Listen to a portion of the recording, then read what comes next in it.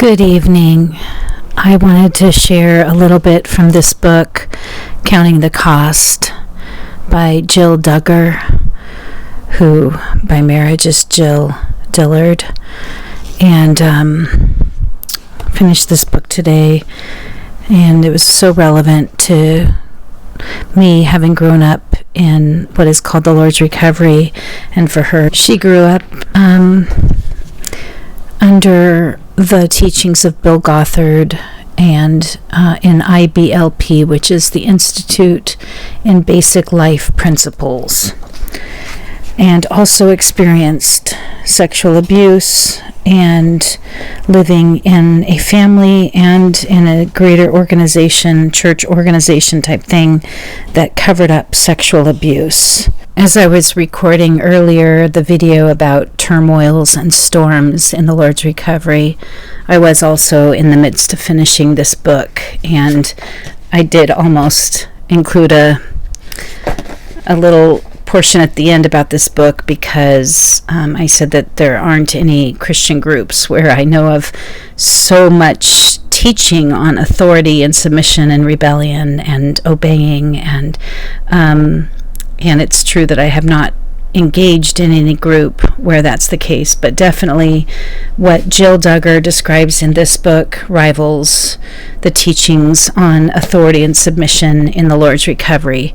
Bill Gothard was very, very big on respecting and obeying your authorities, even to the point that married adult children were expected to still obey their parents.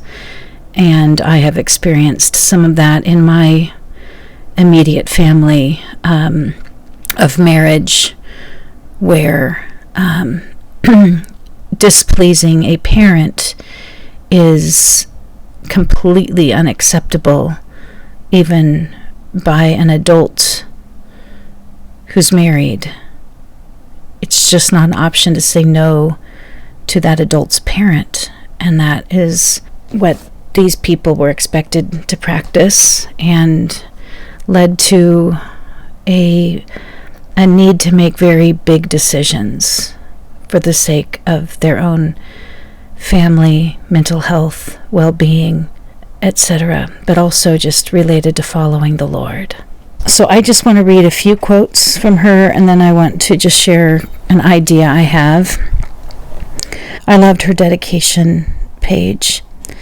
To those who have been harmed in the name of religion, to those who have suffered behind closed doors and have yet to find their voice, to those who have begun to find their voice but may still be living in a season of isolation, to those who, like Esther of the Old Testament Bible story, have courageously answered the call for such a time as this, and despite the backlash, have now found their voice. From victims and survivors to strangers, family and friends, this book is dedicated to you. May you all know that you are not alone, that your story, your voice, and your mental health matter. Then she has the verse, "The Lord is a stronghold for the oppressed, a stronghold in times of trouble." Psalm 9:9. I want to read one section of verses that she mentions were a big help, a comforting reminder of what God expected. With what shall I come before the Lord and bow myself before God on high? Shall I come before him with burnt offerings, with calves a year old? Will the Lord be pleased with thousands of rams, with 10,000s of rivers of oil? Shall I give my firstborn for my transgression and the fruit of my body for the sin of my soul? He has told you, O mortal, what is good, and what does the Lord require of you, but to do justice and to love kindness and to walk humbly with your God. Justice, kindness, humility. And then I just want to read toward the very end, page 263. Getting out cost us, but it was worth it. It was worth it to find freedom from the guilt and the fear. It was worth it to learn how to think for myself about what I really believed about everything, from God and the Bible to how many kids we should have and how they should be educated. It was worth it to discover that standing up for myself or others isn't a sin or an act of disobedience. It's a mark of freedom, of self-respect, of dignity. In learning to treat myself more kindly, I am discovering that it's possible to do the same for others as well. And then just have one last line that I just love. This is in an author's note here. The degree to which we felt this book needed to be written was the degree to which we felt like voices were still being silenced, and real harm was continuing to be done by not telling it. And I would fill in these videos, my blog, my book, and maybe books to come. The degree to which I feel to speak out is the degree to which I feel voices are still being silenced and real harm is continuing to be done while voices are silenced. So I think I'll stop there. I do have an idea to start a series of videos applying the principles of adult children of alcoholics and dysfunctional families, ACA, applying many of the principles to adult children of the Lord's Recovery and other high control religious groups.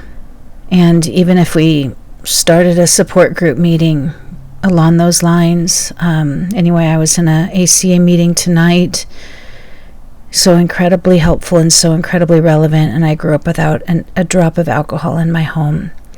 But the Lord's Recovery and religious concepts and even being just prematurely, quote, spiritual myself, where I would believe that I'm supposed to just turn the other cheek and forgive 70 times 7 and love covers all things and therefore no one should know if I'm being abused.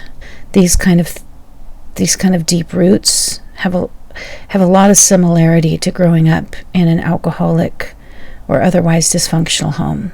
Maybe I'll just read a tiny bit from the welcome of the ACA book.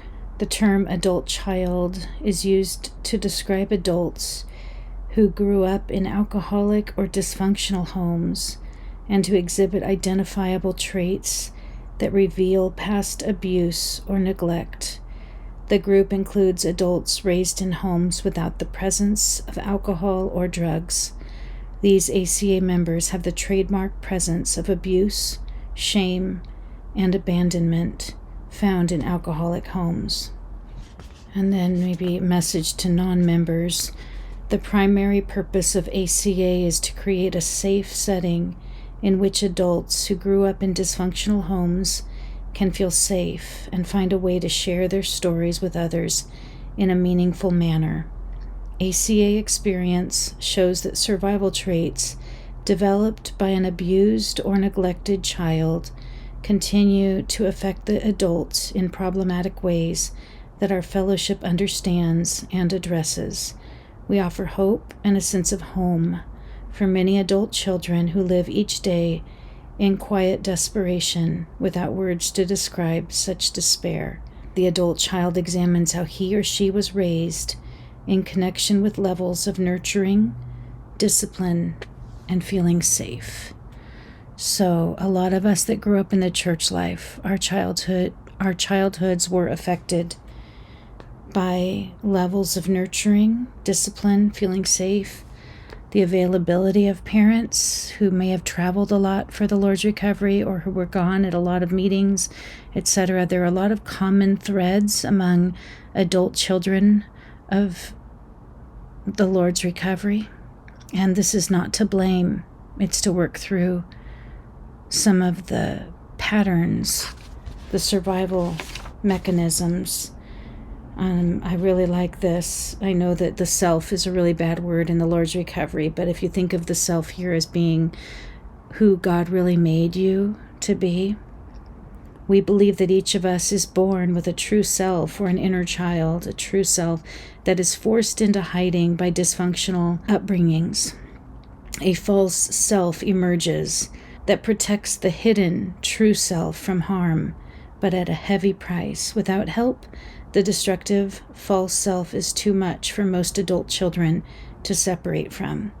ACA holds out hope and acceptance to the hurting adult children of the world who can hit a bottom and reach out for help, allowing the true self or who God really made you to be, allowing that true person, your inner child, to emerge in the nurturing atmosphere of ACA is a spiritual experience that awaits any adult child stepping into ACA recovery. So anyway, I'm not trying to promote this 12-step recovery program, but I do recommend it. My impression from talking with other church kids who have interacted with ACA is it's completely relevant to them, and it has been for me.